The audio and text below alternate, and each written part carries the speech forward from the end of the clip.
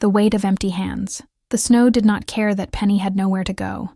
It fell regardless, thick, indifferent flakes that settled on her shoulders and melted against the back of her neck, cold water trailing beneath the collar of her worn wool cloak. She stood at the edge of the village road with a single bundle pressed to her chest, a change of linen, a small iron comb, and a dried sprig of lavender her mother had once tucked beneath her pillow when she was young enough to believe mothers stayed kind forever.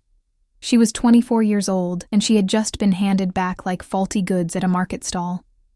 The words her father had spoken still lived in her throat, sharp as swallowed glass. "You are a burden this family can no longer carry, Penelope. 3 years of marriage and no child. Your husband is dead. Your use is spent. You will leave before the season turns, or I will have the guards remove you myself." Her mother had not looked up from her mending. Her brother had held the door open. Penny walked. The village of Ashvale dissolved behind her into gray morning fog, its thatched rooftops disappearing one by one as she followed the old merchant road north. She did not know precisely where she was going. There was an aunt, perhaps 2 days' walk toward the Brennan Hills, a woman she had met only twice, who might take pity or might not. There were no guarantees in a world that had already decided what she was worth. The cold deepened as she moved farther from the village center and into the outer stretch of road that bordered the ironwood, a dense ancient forest that most common folk avoided after dark. It was barely past dawn, but the sky sat low and iron-colored, and the trees pressed close on either side of the road like sentinels who had long since stopped caring about the people who passed between them. Her boots were not made for this kind of walking. They had been a wedding gift, once fine, now cracked at the left heel where the leather had split last winter and been mended badly with tallow and a strip of canvas. Each step made a small, soft sound, a whisper against the frozen mud. And she counted those steps the way some people counted prayers. She had reached somewhere near 800 when she heard the horses. Not one horse. Many. The rhythm of hooves on frozen ground was unmistakable, heavy, organized, the kind of sound that did not belong to farmers or wandering merchants. It came from the north, moving toward her, and it moved fast. Penny stepped to the edge of the road instinctively, pressing herself against the tree line. She had lived near the Royal Road long enough to know that stepping into the path of a mounted company was the sort of mistake that ended with a broken body and an unmarked grave. They emerged from the fog like something carved out of it, a column of riders, perhaps 20 strong, dressed in deep charcoal cloaks, bearing the silver wolf crest of the crown, royal guardsmen. Behind them, a heavier presence, a war horse, black as coal smoke, carrying a man whose size alone seemed to reshape the space around him. She had never seen the King of Valdres in person. She had heard the stories, of course. Every village had its version. Dominic Ashbourne, the Iron Wolf. Widowed 4 winters past, father of 5. A man who speaks rarely and means everything he says. A man the northern lords fear and the southern nobles court with nervous smiles. She had imagined someone older, perhaps. Someone who wore his power like an ill-fitting cloak, bulky and obvious. What she had not imagined was the way he looked directly at her. The column slowed. She did not know why. She was nobody. A woman in a worn cloak standing in snow beside a tree with a bundle clutched to her chest. There was no reason for a king to notice her at all. But he did. His horse stopped. The guards closest to him exchanged brief, uncertain glances. He said nothing to them. His gaze moved over her with the same calm thoroughness that she imagined he brought to maps and ledgers and the faces of men who owed him answers. Not unkind, but complete. He saw the split heel of her boot. He saw the dampness of her cloak where the snow had soaked through. He saw the bundle, and he saw her hands around it, white-knuckled despite the cold that should have made feeling difficult. "You are alone on this road," he said. It was not a question. His voice was low and even, the kind of voice that expected itself to be heard without raising in volume to prove it. Penny lifted her chin. She was cold and embarrassed, and heartsick in a way she had not yet allowed herself to fully name, but she was not without dignity. "I am, my lord, my lord." One of the guards near the front, a lean man with a scar along his jaw, almost smiled. "Your Majesty," she corrected herself, heat rising to her cheeks despite the cold. The king did not react to the error with cruelty. He simply continued looking at her. "Where are you going?" "North," she said, "toward the Brennan Hills. Alone, in this weather, on foot." "Yes." A silence stretched between them, filled only by the sound of the horses breathing and the soft percussion of snow landing on cloaks and armor. She became intensely aware of how she must look. Disheveled, underprepared, clearly not someone who had chosen this road freely. "You are running from something," he said. "I am walking away from something," she replied, before she could think better of it. "There is a difference." The scar-jawed guard no longer looked like he was almost smiling. He looked like he was genuinely trying not to. The king studied her for one more long moment. Then he did something that none of his guards seemed to expect. He dismounted. Not gracefully, as performance, simply efficiently, the way a man moves when he has decided to do something and sees no reason to delay it. He was taller than she had realized. His charcoal cloak bore no embellishment beyond the silver clasp at his throat, shaped like a running wolf, but the quality of the wool and the breadth of his shoulders beneath it made every inch of him unmistakably what he was.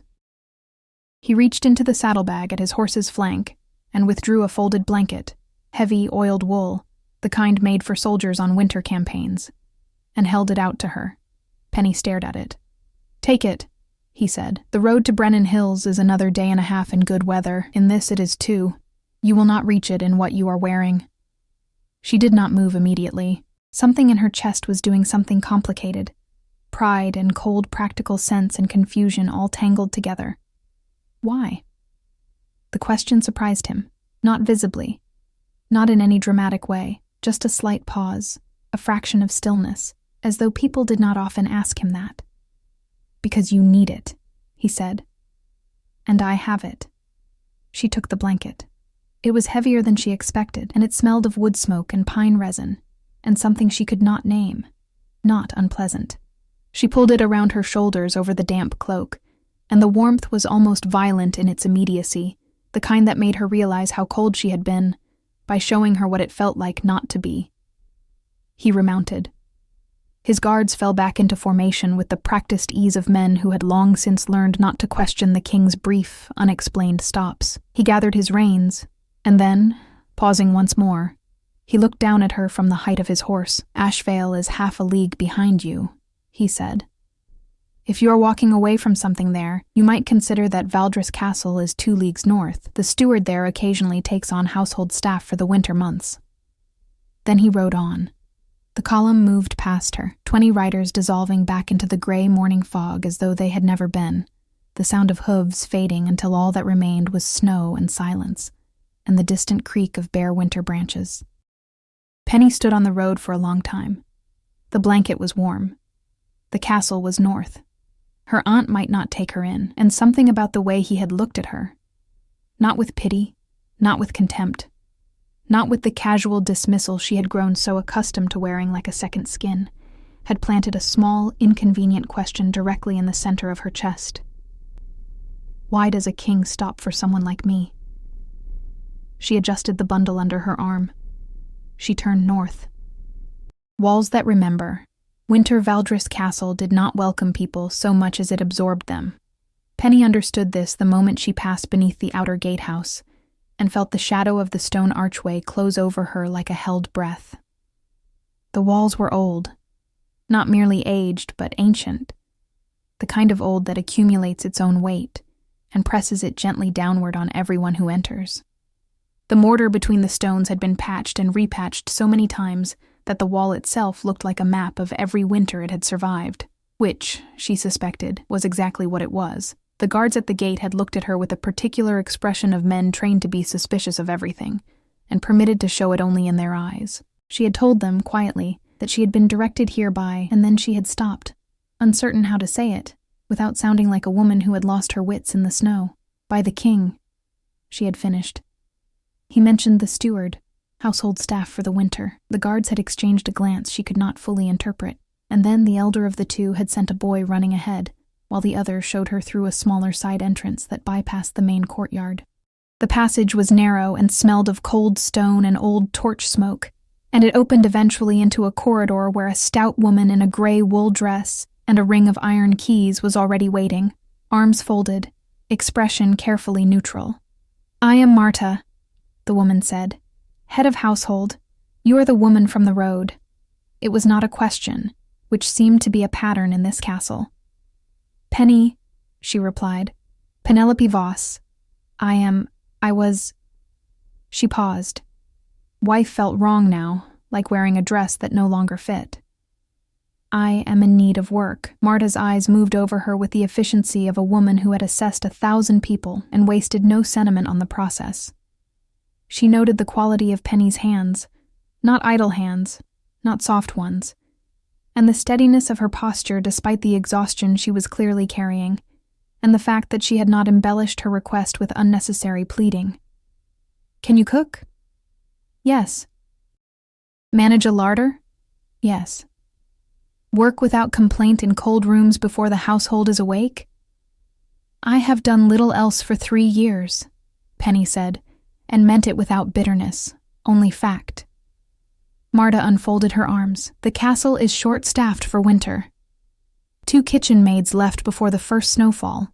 Sensible women, perhaps, or cowards, depending on how you see it. The children require someone in the upper corridor during morning hours, while their nurses attend to other duties. You will sleep in the east servants' quarters. You will eat in the kitchen. You will ask me before you enter any room in the royal wing unannounced." "Understood." "The king does not take meals with the household.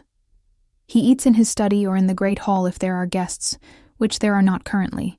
Marta paused, and something shifted almost imperceptibly in her expression. Not warmth exactly, but the ghost of it.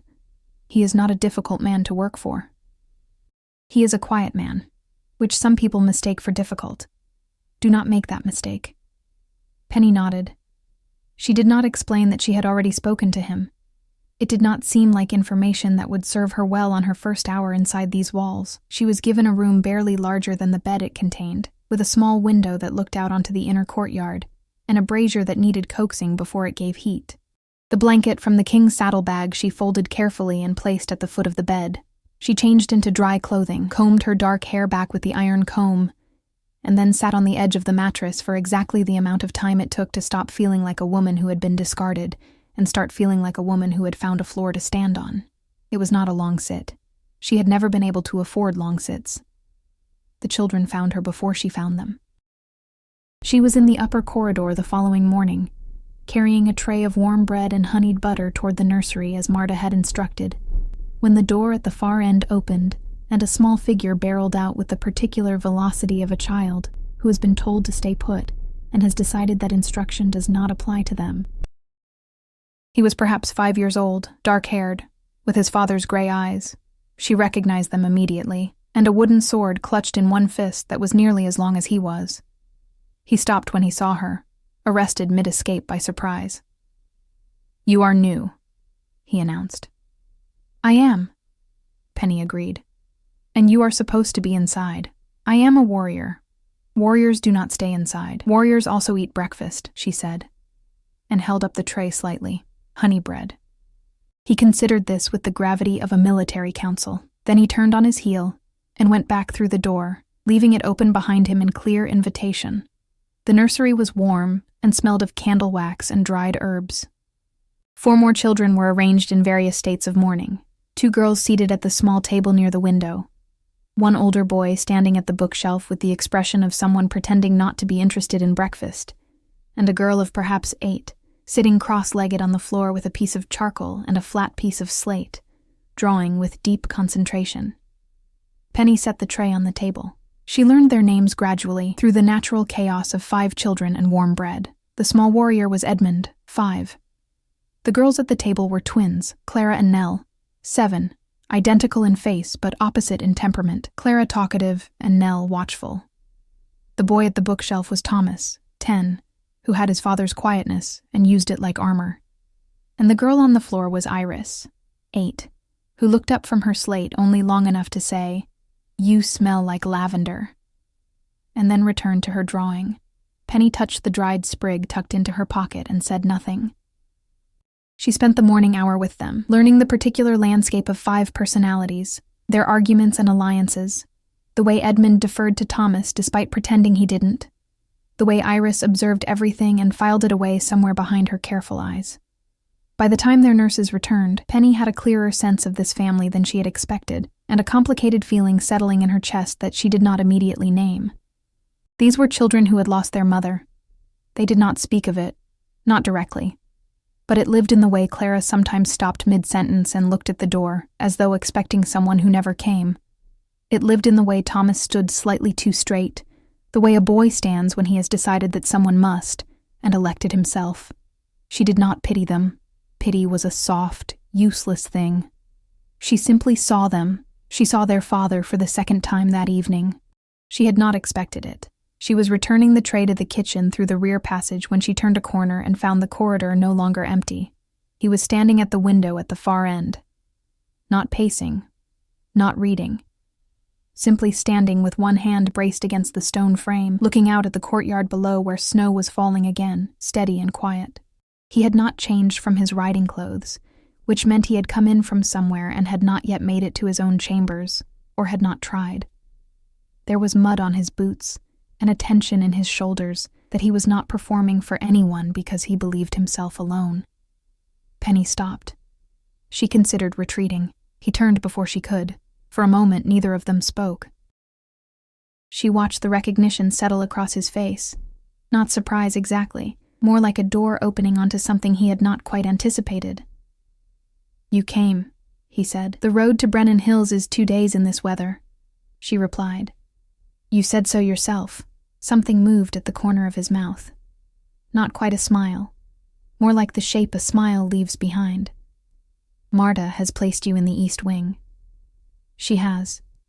And the children?" Penny thought of Edmund and his wooden sword. "Of Iris saying you smell like lavender without looking up. They are remarkable," she said. "All 5 of them."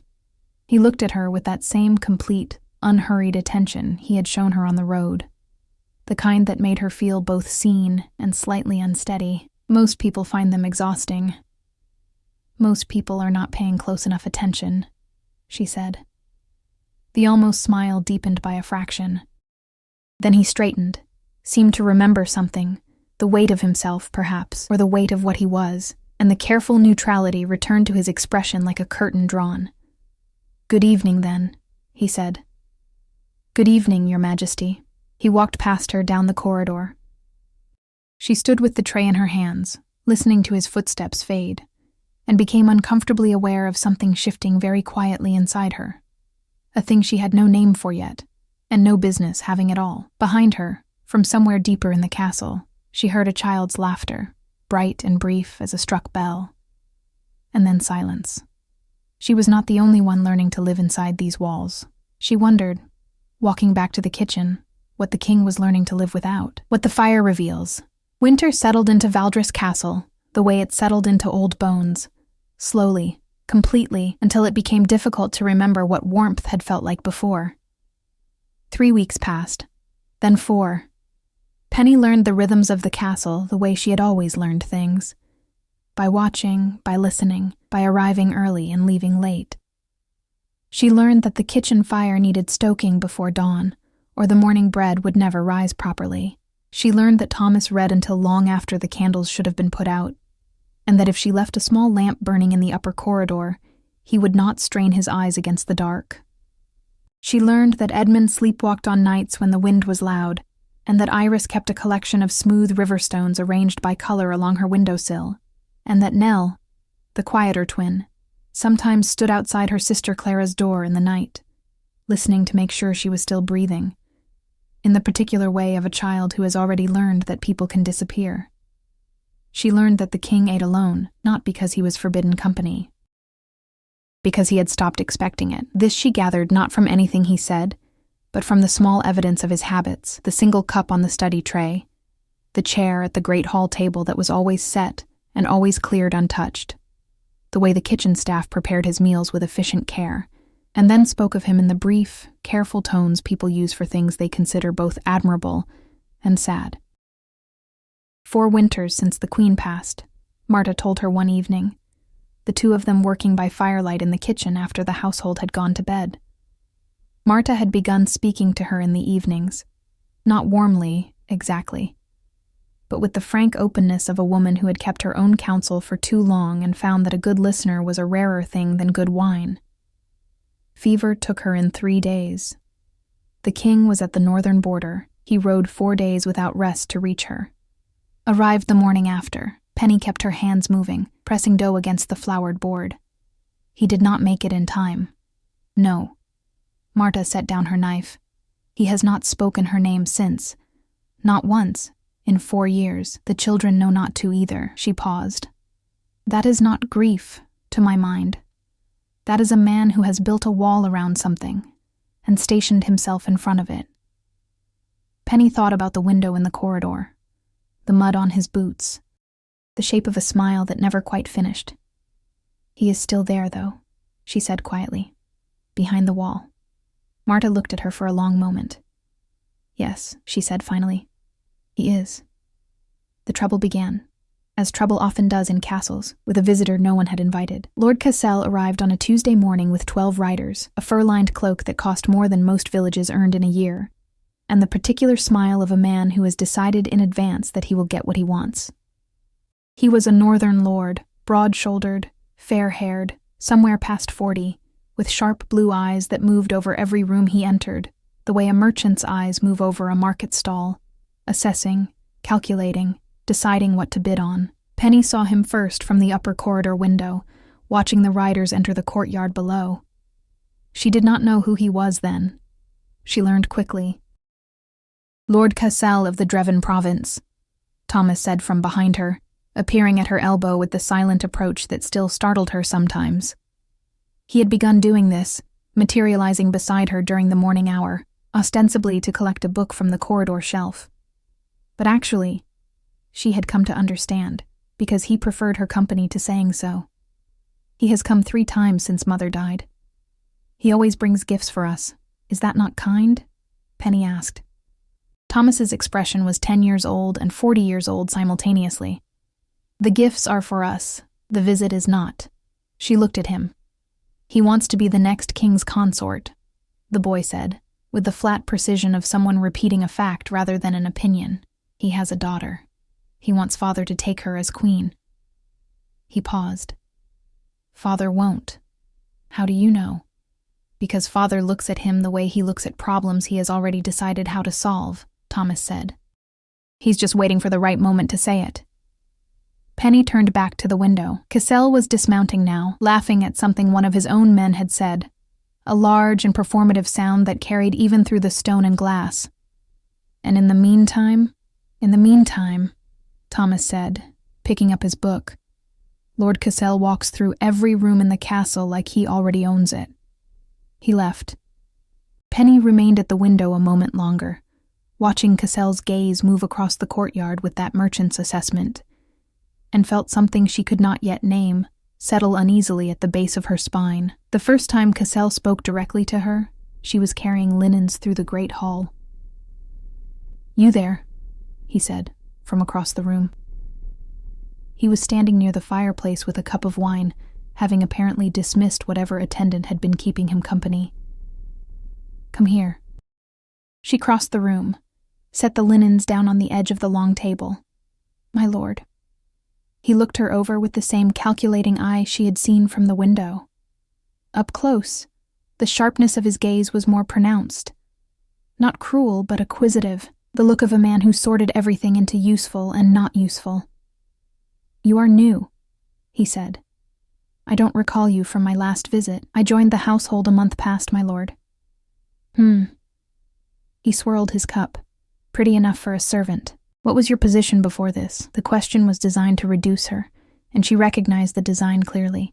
Wife, my lord. I am widowed. Widowed. He smiled, and it did not reach his eyes. And the king took you on out of charity, I suppose. The king's steward took me on out of practical necessity, she said evenly. We were short-staffed before the winter. Something flickered in Cassel's expression, mild surprise at her composure, quickly replaced by a different kind of attention, the sort that made the back of her neck prickle, a servant with a spine, unusual. He tilted his head. "Tell me, does the king spend much time in the upper corridors? With the children?" Penny met his gaze. "I could not say, my lord. I am a kitchen servant. I carry linens." She picked up the linens. She left. Behind her, she heard him laugh softly, not warmly, and the sound followed her down the corridor longer than it should have. She did not mention the conversation to anyone. But 2 days later, she found Iris sitting alone outside the great hall doors, knees drawn up, Riverstone clutched in both hands, face carefully blank in the way children go blank when they are trying very hard not to cry. Penny sat beside her on the cold stone floor without asking why. She waited. "Lord Cassel called me plain," Iris said eventually. "He said Clara was the pretty one and I was the serious one, and he said it like serious was something wrong." Penny looked at the small, solemn face beside her, at the careful eyes that noticed everything, at the charcoal-stained fingers, at the collection of stones sorted by color on the windowsill that most adults walked past without seeing. "Do you know what Lord Cassel does not have?" Penny said. Iris shook her head. "The ability to see anything that does not immediately serve him." She kept her voice quiet and matter-of-fact. "That is not a virtue in a man with power. It is a flaw. And the fact that he cannot see you clearly means only that he is not looking properly. It says nothing about you." Iris was quiet for a moment. Then, "Did someone say something like that to you when you were small?" Penny thought of her mother, not looking up from her mending. "No," she said honestly. "No one did. I am saying it to you because no one said it to me, and I think it needed saying either way." Iris leaned very slightly against her arm. Barely contact, the barest pressure, the way a child leans when they want comfort, but have not yet decided whether to ask for it. Penny did not move. From somewhere deeper in the castle came the sound of a door opening, and then the king's voice, low and measured, speaking to someone in the corridor beyond. It moved past them without pausing, and then faded. But she heard it stop, briefly, just on the other side of the hall doors, a pause, the length of a breath, then footsteps, continuing on. She did not know how long he had been standing there. She did not know what, if anything, he had heard. Iris pressed a smooth gray stone into Penny's hand without explanation, the way children give gifts, complete, unceremonious, total. Penny closed her fingers around it and held it. The space between walls, the gray stone lived in Penny's pocket after that. She could not have explained why she kept it. It was a small thing, smooth from river water, cool against her palm, and yet she found her fingers closing around it during the moments when the castle felt largest, when the corridors stretched long and cold, and she was most aware of how recently she had been a woman with nowhere to go. It did not fix anything. It simply reminded her that someone had seen fit to give it. Lord Cassel stayed 11 days. 11 days of performative generosity toward the children, wooden toys carved by craftsmen in the Dreven capital, a painted music box for Clara that played 3 notes on repeat until even Clara grew tired of it, sweets wrapped in cloth that Edmund ate without restraint and regretted thoroughly by evening. 11 days of Cassel moving through the castle with that proprietary ease, speaking to the king in long meetings behind closed doors, from which the king always emerged looking like a man who had patiently moved a heavy object back to where it belonged and expected to have to move it again tomorrow. Penny watched. She carried trays and changed linens and stoked fires, and she watched. She watched Cassel watch the king. She watched the careful way Cassel positioned himself in rooms, always near the door, always at an angle that allowed him to see everyone else's face while keeping his own partially turned.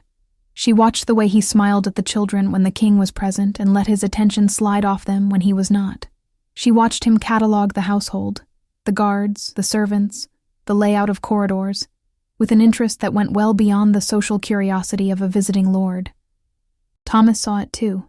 She knew because he started appearing in rooms where Cassel was present, silent and bookish in the corner, his eyes tracking the man with the same quiet attention he brought to everything.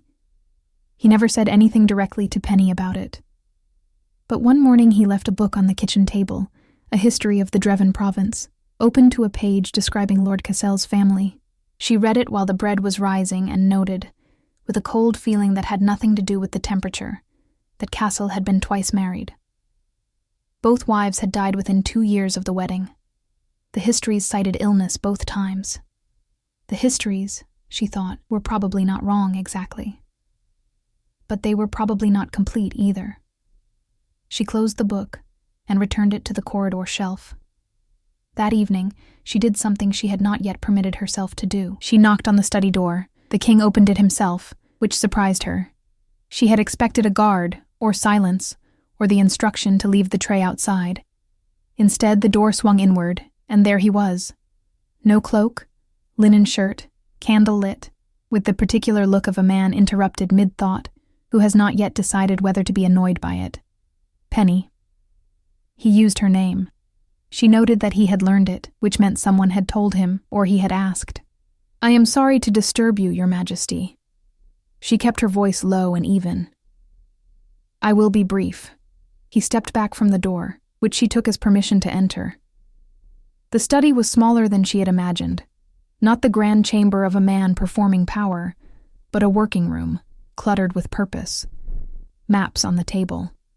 Letters weighted with river stones. A fire that had been burning long enough to pile ash beneath the grate. 2 chairs near the hearth, one of them with a book left open on the arm. The other at an angle that suggested it was not often used. She remained standing near the door. "I want to tell you something about Lord Castle," she said. "And I want to be clear that I am telling you as a woman who observes carefully, not as someone with a grievance or an agenda. I have no position here worth protecting. I am a winter servant, but I think you should know what I have seen." He was very still. Not tense. Still, in the way of a man who has learned to hold himself quiet when the information being offered is worth receiving properly. "Then tell me," she told him. Not with drama. Simply plainly, the way she would describe the contents of a larder. What she had seen of Castle's attention to the castle's layout. The way his care for the children operated on a schedule tied to the king's presence. The way his eyes moved in rooms. The book about the Dreven province. The 2 dead wives. When she finished, the silence was the kind that has texture. "You read the history of the Dreven lords," he said. "Thomas left it for me." She paused. "He is 10 years old, and he is doing everything within his power to protect you. You should know that too." Something crossed the king's face.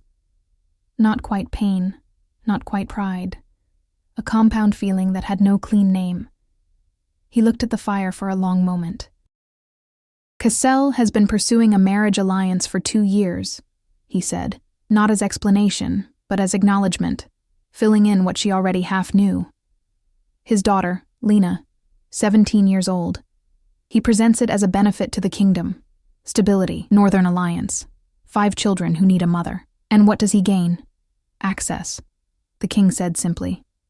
To the throne's resources, to trade routes I control, to a position that would make him the most powerful lord in 3 provinces. He paused. I have refused him twice, diplomatically. And the 3rd refusal? His jaw tightened slightly. Will need to be less diplomatic. Penny nodded. She moved toward the door. She had said what she came to say, and she had learned long ago that knowing when to leave a room was as important as knowing when to enter it. Penny. She stopped. Why did you come to me? He was not challenging her. The question was genuine, the kind a man asks when he is trying to understand a thing that does not fit neatly into his existing categories.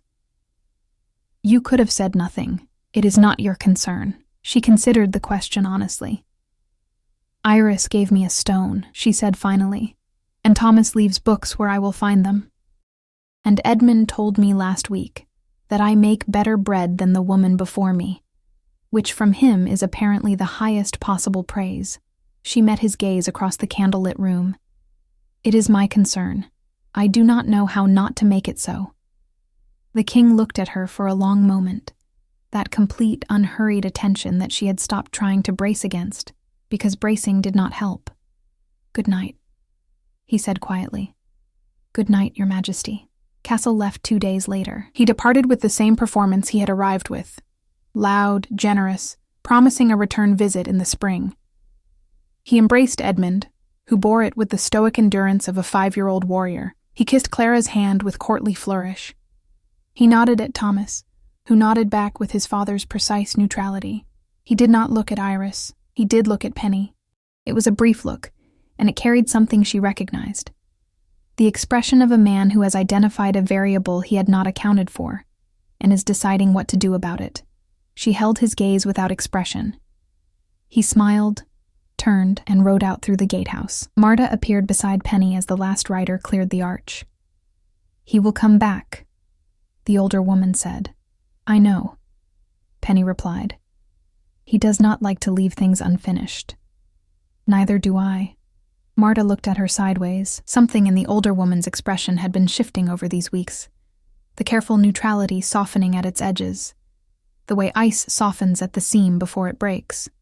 Not quite warmth, but the direction of it. "He asked me about you," Marta said. "The king, 3 days past, asked how you were settling, whether the work suited you." Penny kept her eyes on the gatehouse. "What did you tell him?" "That you arrived with nothing and have given more than you were asked for every day since." Marta tucked her hands into her apron pockets. "I told him that was either remarkable character or someone who has no idea what they are worth." She paused. "I suspect both." The courtyard was empty now. Snow had begun to fall again, lightly, the kind that disappears before it lands. Penny thought of her father's face at the door, her mother's eyes, downcast, her brother's hand on the wood. She thought of 5 children and a man who stood at windows in the dark. "I know what I am worth," she said quietly, not with anger, not with the trembling defiance of someone who is still trying to convince themselves, simply as fact, arrived at slowly and kept carefully, the way you keep something that cost you everything to learn. Marta said nothing, but her hand briefly touched Penny's arm, light as snow, gone just as quickly. That night, Penny was banking the kitchen fire for sleep when she heard footsteps in the corridor. Not a servant's shuffle, not a child's soft tread, but the deliberate, even pace she had by now learned to recognize without seeing. The king paused in the kitchen doorway. He was carrying something, a small object, which he set on the edge of the kitchen table without comment. Then he looked at her, and the firelight made the careful neutrality of his face into something more complicated, something layered and real, and for one unguarded moment she saw it. Not the king, not the iron wolf, not the grief-walled man who ate alone, but someone simply tired and simply present, standing in a warm kitchen in the dark. "Castle's man spoke to 2 of the stable hands before they left," he said, asking questions about the castle's winter guard rotations. His voice was even. "I have already addressed it with the captain." "Good," she said. He nodded. He turned to leave. She looked at the table. The object he had left was small and smooth and dark, a river stone, polished, placed precisely where she would not miss it. She looked up, but he was already gone. She stood in the warm kitchen with the stone in her hand, the fire settling behind her into quiet embers, and felt something in her chest do something she did not have words for yet. Something tender and frightening and entirely new. She was not ready for it. She was not sure that mattered. What remains? When the walls come down. Spring arrived at Valdris Castle the way truth arrives, gradually, and then all at once. The snow retreated from the courtyard stones by degrees, leaving dark, wet patches that dried slowly in the pale morning sun. The ironwood beyond the walls grew loud again with birds. Edmund began conducting military campaigns in the garden with a battalion of sticks. Iris found a patch of wild clover near the east wall and spent an entire afternoon cataloging which stones looked best against green. Clara and Nell argued constantly about everything and were miserable apart. Thomas turned 11 and received a real book of Northern histories from his father, presented without ceremony, set on the breakfast table beside his cup, as if it had simply appeared, and said nothing, but carried it everywhere for a week. Penny noticed all of this. She also noticed that the king had begun taking his morning meal in the kitchen. Not at the servants' table, not ceremonially. He simply appeared, as he had appeared in the kitchen doorway that winter night, and sat at the far end of the long preparation table with a cup and a heel of bread, while the kitchen woke around him, and the staff moved with the careful normalcy of people who had decided the best response to a king in their kitchen was to behave as though it were perfectly ordinary. Which, After the third morning, it was. He did not explain himself. He read letters, or reviewed maps, or simply sat.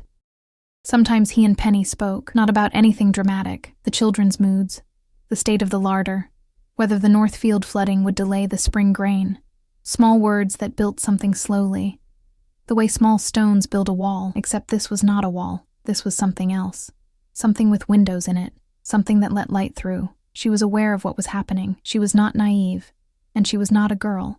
She was 24 years old, and she had been married and widowed and cast out, and had walked north through snow with a split boot and a dried sprig of lavender. And she knew the difference between gratitude and something more dangerous. She was also aware that she was a winter servant, and he was a king, and that the distance between those two things was not closed by morning bread and river stones, and the look he gave her sometimes when she said something that surprised him. She kept her hands busy, and her heart careful, and she tried very hard not to think about the look. Lord Cassel returned on the first warm day of spring. He came with fewer riders this time, which was not reassurance. It was calculation. Fewer riders meant faster movement. Fewer riders meant he was not here to negotiate.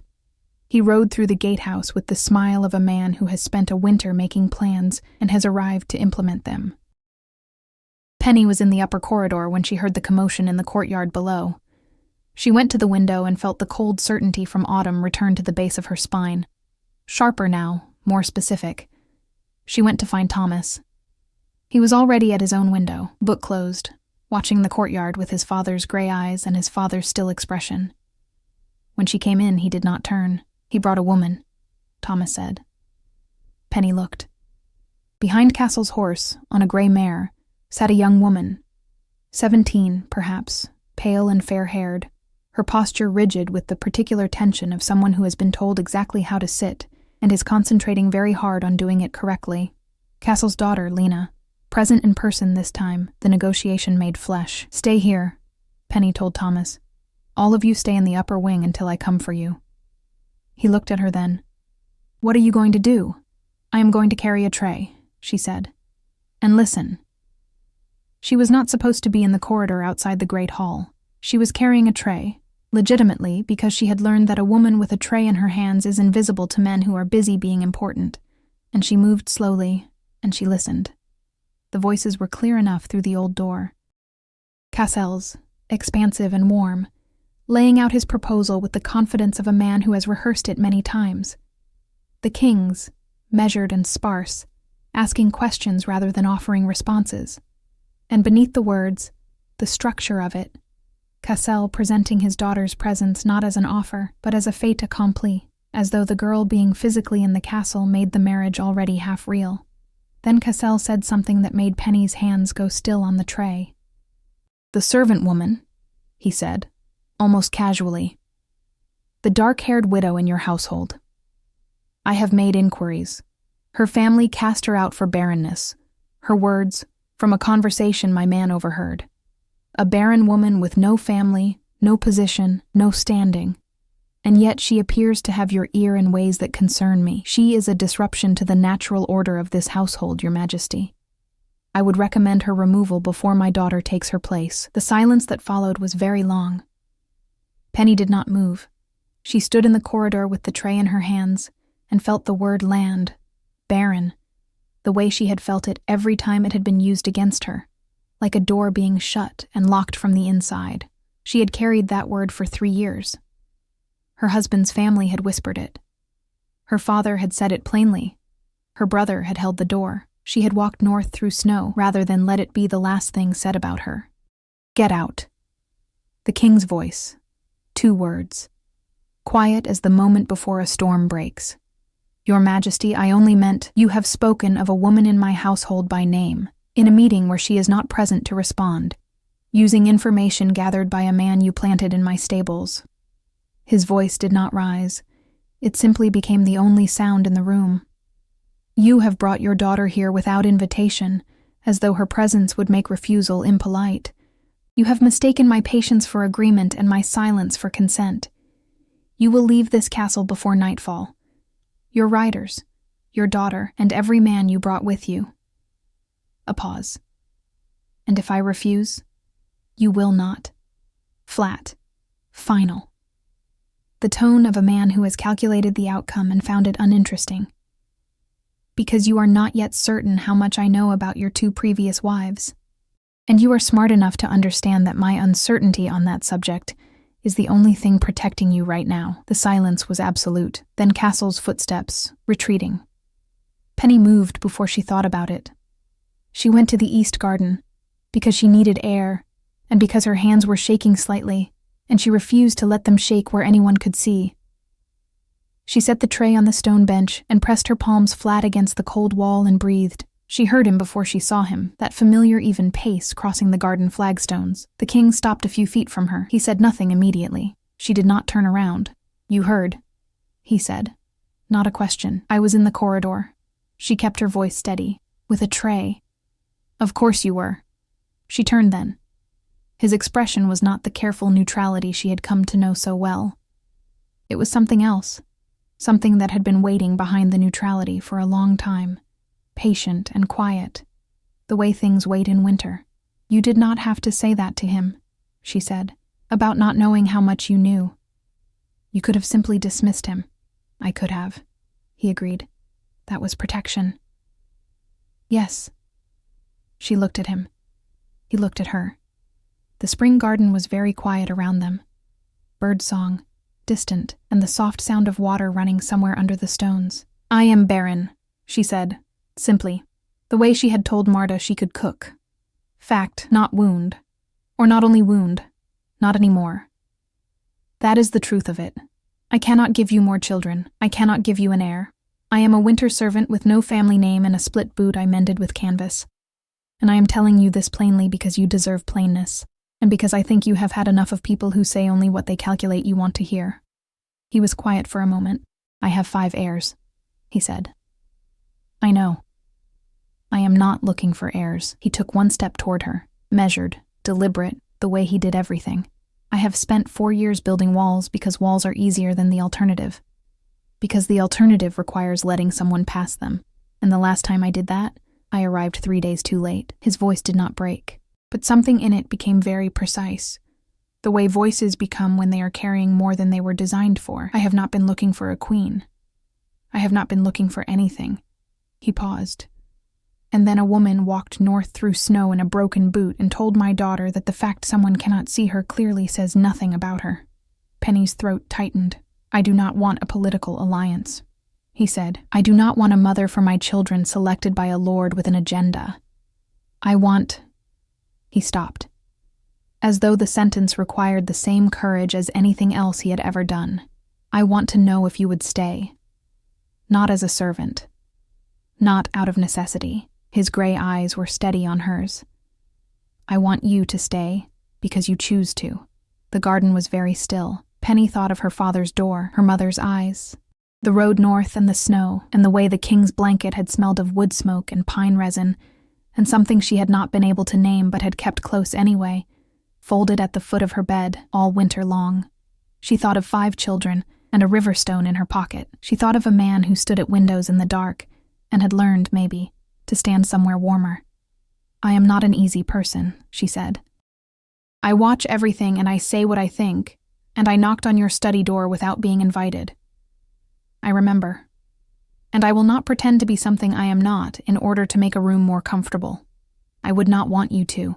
She looked at him for a long moment. Then she reached into her pocket and set the river stone, smooth and gray, Iris's gift, on the garden wall between them.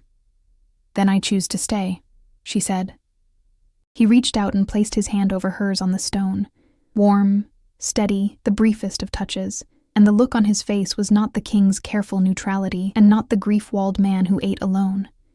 It was simply Dominic, standing in a spring garden, present and unhidden. "Good," he said quietly. Epilogue. What was built? Instead, they were married in midsummer, in the castle courtyard, with no political ceremony and no lords invited from distant provinces. Marta wept and denied it convincingly. Edmund wore his wooden sword to the wedding, and was persuaded to put it down only for the duration of the vows, after which he retrieved it immediately. Clara cried because the occasion moved her. Nell stood very straight and watched everything with careful eyes, and then, afterward, took Penny's hand without saying anything, and held it for a long time. Thomas gave a short speech that he had clearly written and memorized and delivered with his father's precise composure about the nature of choosing and the difference between obligation and want, and when he finished, he sat down quickly and looked at his book, and the red in his ears gave away everything his voice had not. Iris placed a river stone on Penny's windowsill that morning, a new one, white this time, set beside the gray one that had lived there since winter. Lord Cassel was investigated by the Crown the following month, quietly and thoroughly. The evidence about his 2 previous wives was sufficient.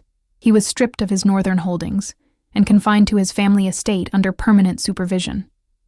His daughter Lena was placed in the care of a respectable household in the capital at her own request, and within a year had begun training as a healer's apprentice, a life, people said, that suited her considerably better than the one her father had planned. Penny never returned to Ashvale. There was nothing there that needed her return. Her mother wrote once, a letter that arrived in autumn, halting, imperfect. The words of a woman who had looked up from her mending too late and knew it. Penny read it twice, and held it for a long time before she wrote back. Not warmth, not yet, but a door left open rather than closed. Some walls are worth keeping, some deserve only a window. She learned to navigate the castle the way she had always learned things, completely over time, until it fit her, and she fit it. She learned that the king laughed rarely and genuinely, and that the sound of it, when it came, was worth whatever it had taken to get there. She learned that he still stood at windows sometimes, but less often now, and when she found him there, she sometimes stood beside him, and sometimes that was enough, and sometimes they talked until the candle burned low, and both things were right, depending on the night. The children grew as children do, in all directions at once. Edmund grew into a young man who was still, at his core, a warrior in a garden with a wooden sword, bold and protective, and louder than necessary, and fiercely, completely loyal. Thomas grew into someone who carried both his parents inside him, his father's stillness and his mother's grace, and something else entirely his own. Something steady and wise that made people listen when he spoke without his having to raise his voice to earn it. Clara grew into her feeling heart and stopped apologizing for it. Nell grew into her watchfulness and learned to call it a gift. Iris grew into her stones and her silences and the careful, patient way she saw the world, and became, everyone agreed, without quite knowing how, the one who held the shape of the family together when anything threatened to pull it apart. And Penny, once cast out, once named only by her absence, once standing at the edge of a road with a split boot and a sprig of dried lavender pressed to her chest, became something she had not dared to name in that first cold morning on the merchant road north. She became, fully and finally, herself, not because a king had chosen her, not because a family had accepted her, but because somewhere between a winter corridor and a spring garden, she had stopped waiting for others to decide her worth, and had simply lived as though she already knew it. The castle held them all, its old walls patched and repatched through every winter, its stones mapped with every season it had survived. It was not a perfect place. It was a real one. And that, in the end, was more than enough.